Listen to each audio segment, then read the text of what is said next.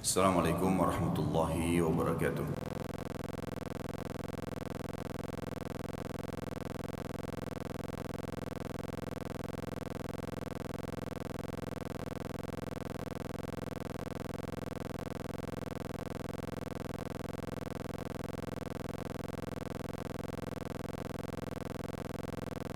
Apa itu sutra? Sutra itu sesuatu yang diletakkan di depan tempat sujud seorang musolli. Seorang musolli. Jadi kalau saya lagi sholat, misal sujud saya di ujung meja ini, maka di depan meja ini kita letakkan sesuatu. Tas, batu, pohon, tembok, kursi, apalah, gitu kan? Maka itu dinamakan sutra. Ada juga sebagian ulama mengatakan sutra itu adalah antara seorang musolli berdiri dengan tempat sujudnya. Maka ini dinamakan sutra. Ada yang mengatakan sutra benda yang ditaruh, ada yang mengatakan sutra antara dia dengan tempat sujudnya, gitu kan?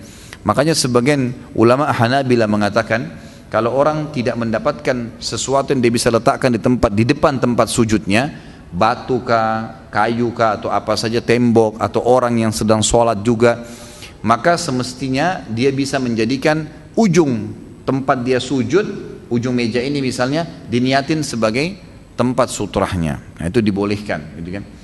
Jadi intinya salah satunya adalah dianjurkan sutrah. Dan kata Nabi SAW, kalau kalian sedang sholat letakkan sesuatu sutrah di depan kalian, gitu kan? Kemudian dalam hadis yang lain dikatakan, kalau seandainya kalian sedang sholat, jangan lupa letakkan sesuatu sutra yang tingginya seperti tinggi sebuah pedang. Ya, kalau pedang itu umumnya dulu tuh sekitar ada yang setengah meter sampai 1 meter, gitu kan? Ada yang mengatakan lebih tepatnya ulama bilang 46 cm sekian. Intinya kita letakkan sesuatu lah. Kalau anda lagi sholat di rumah, di kamar ada ranjang, ada lemari, itu dilakukan. Itu sutrah dianjurkan. Tapi kalau tidak ada sama sekali, boleh diniatkan ya tempat ini. Di atas tempat sujud kita. Dan disunnahkan juga antara kita dengan tempat ya yang kita letakkan sutra. Misalnya kita letakkan tas, itu sunnahnya dalam hadis Muslim diambil jarak ukuran kambing bisa lewat, kurang lebih sejengkal. Jadi usahakan kepala ini tidak dempet di tembok, gitu kan? Ada jarak sekitar sejengkal. Ini dianjurkan. Di dalam hadis yang lain juga kata Nabi SAW, kalau kalian sedang sholat dan terdapat seekor hewan, waktu itu disebutkan kucing. Kucing akan memotong sutrahnya antara dia dengan tempat sujudnya, maka sebagai dia melangkah merapat, ya, melangkah merapat agar kucing itu lewat dari belakang, barulah dia kembali. Saking pentingnya menjaga sutrah. Orang kalau sholat sendiri, sutrahnya masing-masing. Tapi kalau orang sholat berjamaah, yang menjadi sutra adalah imam. Yang menjadi sutra adalah imamnya. Jadi kalau misal di saf sana ada yang kosong, kemudian ada ikhwah yang terlambat, dia lihat masih ada kosong, dia bisa melewati makmum untuk masuk ke dalam. Tapi kalau imam tidak boleh. Makanya imam biasa diletakkan, seperti kita sekarang ada kayu ini, dan atau kadang-kadang tembok, ya, itu semuanya adalah bagian daripada perintah agama kita.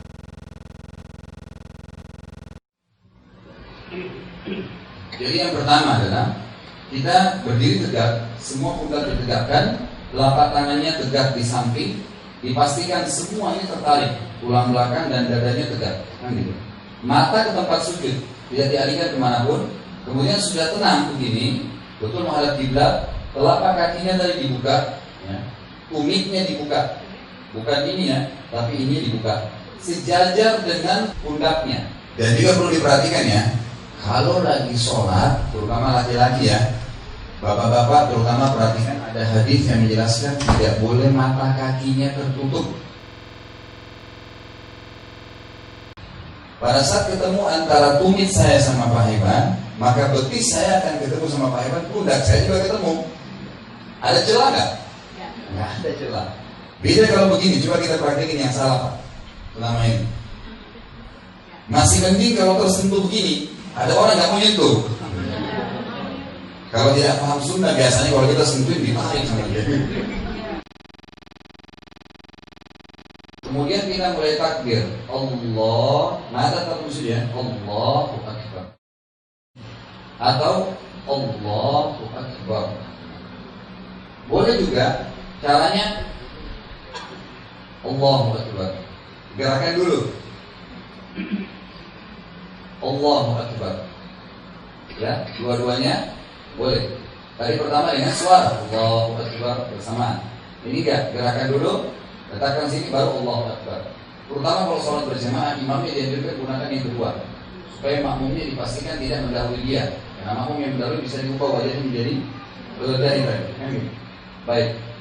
Tinggal khilaf di antara ulama, lafaz yang mengatakan Nabi SAW meletakkan telapak tangan beliau di dada, apakah itu di awal dada, di atas ulu hati, atau di dada, di atas. Jadi ini dua-dua ulama membenarkannya. Jadi boleh kita Allahu Akbar di sini atau Allahu Akbar di atas, di dada, lebih tinggi. Jadi setelah Allahu Akbar diam sejenak, kemudian baru baca iftitah. Ya kama yunaqqa thawbul abyadu minat danas.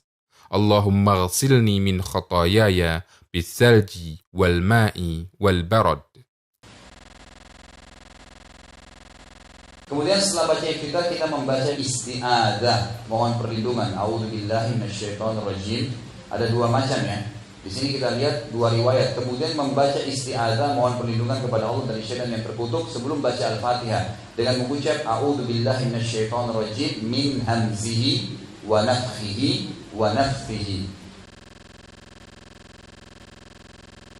Barulah kita baca bismillahirrahmanirrahim, gitu kan? Baca Al-Fatihah. Untuk ini ada jabaran sendiri bahasan tafsir, tapi sudah tahu semua Al-Fatihah tentunya ya. Jadi kalau sholat subuh, maghrib, isya, imamnya kerasin suara, pas dia bilang waladhdallin, kita semua mengatakan laki-lakinya amin. Perempuan boleh mengucapkan tapi kecil, tidak mengeraskannya, gitu kan? Karena ini tuntunan Nabi SAW. Itu ada fadilah sendiri. Kata Nabi SAW, siapa yang mengucapkan amin bersamaan dengan aminnya imamnya, maka akan diampuni dosanya. Dalam riwayatnya dikatakan kalau imam mengatakan amin, para malaikat mengatakan amin yang hadir dalam sholat itu.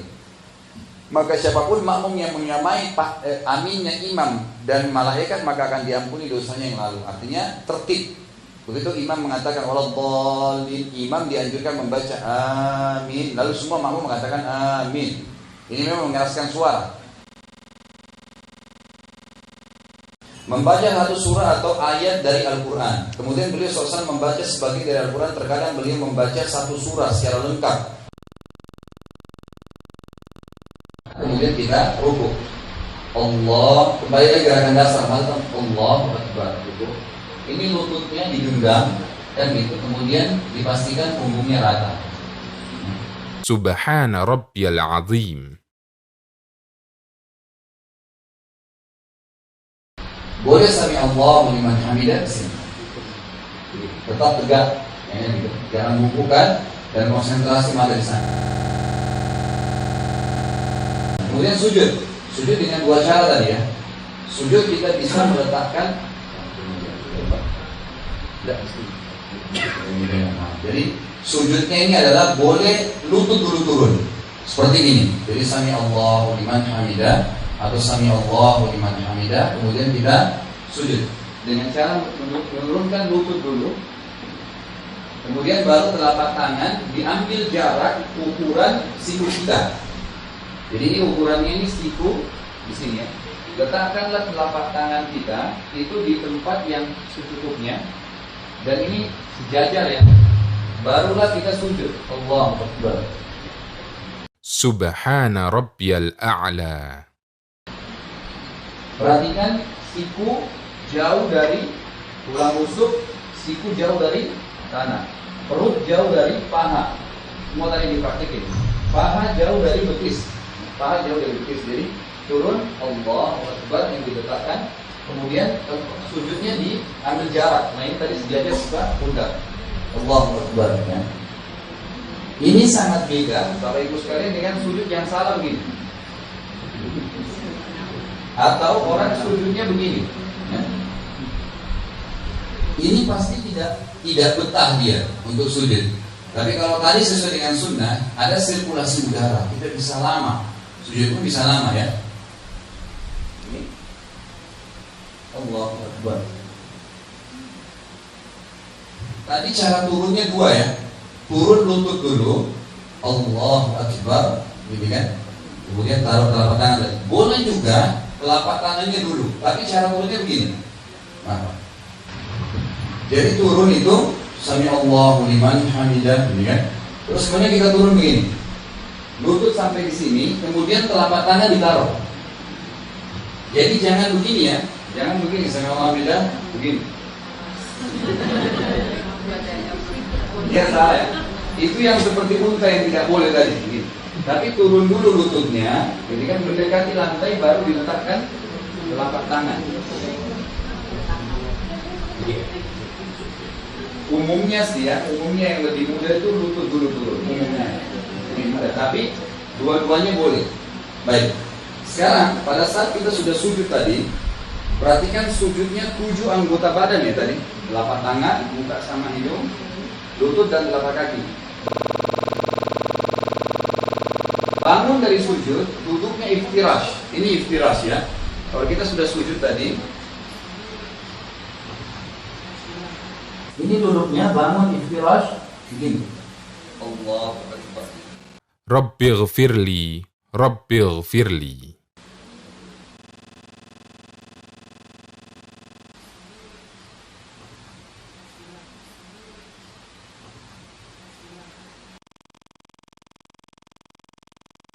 Tidak dianjurkan orang dari sujud langsung berdiri, tapi dari sujud duduk dulu iftirash, duduk tenang dulu.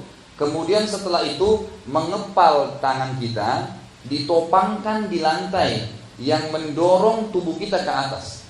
Ya, bisa dengan cara mengepalkan, ada 2 cara, atau yang kita tekan paha kita untuk mendorong tubuh ke atas. Kemudian beliau melakukan rakaat kedua sebagaimana rakaat pertama, hanya saja tanpa takbiratul ihram, tanpa doa iftitah dan tanpa membaca ta'awudz lagi. Ya. Duduknya iftirash, atau kita mau tahiyat, jari ini sejajar dengan ujung paha. Jadi bukan diturunkan tapi ditaruh di sini, kiri kanan. Kemudian kita tahiyat. Ada 2 pendapat juga dalam masalah tahiyat. Bolehnya kita mendirikan jari ini dari awal, dari at-tahiyatu lillah sudah menaikkan jari. Boleh juga seperti biasanya setelah tasyahud, asyhadu an la ilaha illallah, baru dinaikkan jarinya. Ada juga hadis yang dihasankan oleh para ulama, disunnahkan menggerak-gerakkan jari, karena ada hadis yang berbunyi gerakan jari di tasyahud lebih keras bagi iblis dari cambukan besi. Kemudian pada rakaat ketiga dan keempat beliau hanya membaca surah Al-Fatihah saja dan tidak membaca ayat apapun setelahnya. Kemudian tidak diriwayatkan dari Nabi SAW bahwasanya beliau membaca ayat atau surah lain pada 2 rakaat terakhir. Yang perlu diperhatikan di sini, lutut saya, betis selalu tidak berubah sejajar dengan pundak. Ini penting.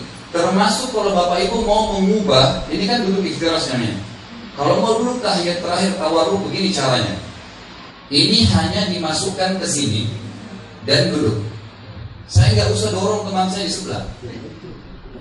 Jadi ini hanya sekedar memasukkan kiri di bawah tulang kering kanan. Selesai. Jangan begini ya. Ini begini, kemudian begini. Dorong teman di sana, ketabrak semua. Nah, makanya cara ubahnya sederhana. Hanya ini yang dimasukkan saja. Selesai. Jadi tidak perlu berubah. Dari pertama takbir, dari saya bilang patokan tumit sejajar dengan pundak, itu sampai salam. Dan salawatnya perlu diperhatikan ya. Riwayat hadis Nabi ini bukan buatan saya, tapi Nabi yang tuntun kita. Membaca Allahumma salli ala Muhammad. Enggak ada sayyidina. Ini lihat, perhatikan hadisnya. Kita bolehkah mengatakan Nabi Muhammad sayyidina? Boleh, Tuhan kita. Tapi khusus lafaz salawat dalam sholat, memang Nabi ajarin begini.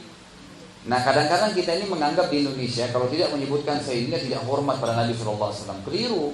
Menghormati Nabi itu bukan berarti seperti tradisi Indonesia membacakan salawat Nabi itu sudah menghormati Nabi SAW. Kita membaca Allahumma salli ala Muhammadin wa ala ali Muhammadin kama sallaita ala Ibrahim wa ala ali Ibrahim innaka Hamidum Majid. Ada innaka Hamidum di sini ya. Di Indonesia biasa riwayatnya itu cuma 1 kali innaka Hamidum Majid, ini 2 kali. Kemudian yang kedua, Allahumma barik ala Muhammadin wa ala ali Muhammad kama barakta ala ali Ibrahim wa ala ali Ibrahim innaka Hamidum Majid. Nah, kemudian yang terakhir adalah masalah salam tadi. Jadi kalau Bapak Ibu mau salam, ini sudah selesai baca tahiyat, lepaskan tangannya, kemudian salam, assalamualaikum warahmatullah. Tetap punggungnya tegak, kemudian kita assalamualaikum warahmatullahi, ini pipi seperti dilihat oleh makmum yang di belakang. Jadi bukan hanya noleh ya, tapi assalamualaikum warahmatullahi, dipastikan leher ini terbalik. Kemudian assalamualaikum warahmatullahi. Boleh assalamualaikum warahmatullahi, boleh lengkap wa barakatuh. Dua-duanya ada riwayatnya.